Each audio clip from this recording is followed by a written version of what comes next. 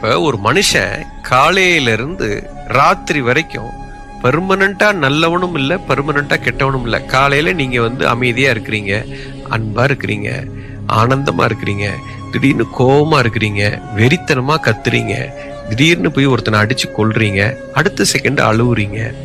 So உன்னுடைய குணம் ஒவ்வொரு கணமும் மாறிக்கொண்டே இருக்கு.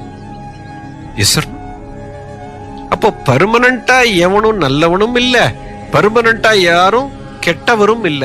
நம்ம குணங்கள் தான் நம்மளை ஆட்டி படைக்கிறது. அப்போ இயற்கை அப்படிங்கிற ஒரு விஷயத்துல கடவுள் தன்மை என்பது ஒரு சக்தி ரூபமாக இயற்கையில வியாபித்து கொண்டு இருக்கிறது. இப்போ அது அந்த சக்தி ரூபம் எப்படி இருக்குதுன்னா, இயற்கைக்குன்னு ஒரு சட்டம் இருக்குது. அந்த சட்டத்துக்கு